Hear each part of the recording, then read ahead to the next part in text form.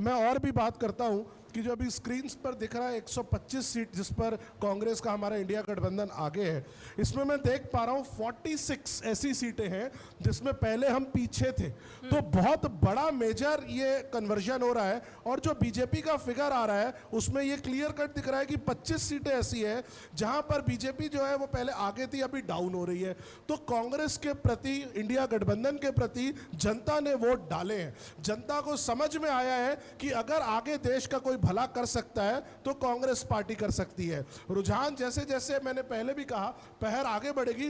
रुझान बहुत सारे आप देखिएगा, सारे के सारे एग्जिट पोल फेल होने वाले हैं। और जो हमारे गठबंधन ने आंकड़ा दिया 295, हम 295 क्रॉस करने वाले हैं। चलिए, बिल्कुल। तो यहाँ पर कांग्रेस काफी आश्वस्त है। अखिल जी, आपके पास में आना चाहूंगी। अभी कुछ देर पहले वापस से हम उस मुद्दे पर आते हैं जिसको लेकर, स्ट्रेटेजी को लेकर, दावों को, वादों को लेकर यहाँ पर बातचीत हो रही थी, जिसको लेकर तमाम राजनीतिक दल अलग अलग मुद्दों को लेकर उन्होंने भुनाने की कोशिश की। जब बीजेपी की बात आती है तो उन्होंने राम मंदिर का एक बड़ा मुद्दा भुनाया था। कांग्रेस की अगर बात करें तो उन्होंने भी कई दावों और वादों को लेकर यहाँ पर काम किया। जब दक्षिण भारत की बात आती है तो वहां पर बीजेपी कहीं ना कहीं उतनी पावरफुल नजर नहीं आती कंपेरेटिवली, जैसे वो हर जगह पर नजर आती है। क्या इसे एक बड़ी स्ट्रेटेजी माना जाए कि आखिरी चरण के जो लोकसभा चुनाव हुए उसके ठीक पहले कन्याकुमारी में प्रधानमंत्री नरेंद्र मोदी ने ध्यान किया था?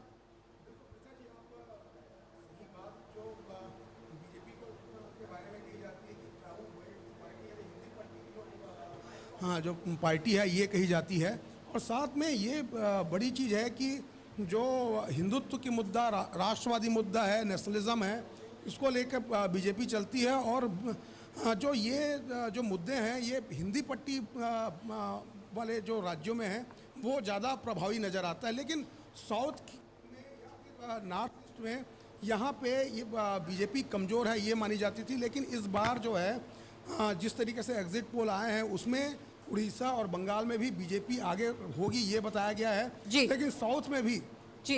अखिल जी, आपको यहाँ पर रोकना चाहूंगी। मैं वापस से आऊंगी आपके पास में और इस मुद्दे को लेकर हम विस्तार से चर्चा करेंगे, आपकी प्रतिक्रिया लेंगे। लेकिन उससे पहले छत्तीसगढ़ को लेकर एक बड़ा अपडेट निकलकर सामने आ रहा है। ये हम आपको बताएंगे कि यहाँ पर क्या कुछ और कैसी स्थिति बन रही है, किस सीट पर कौन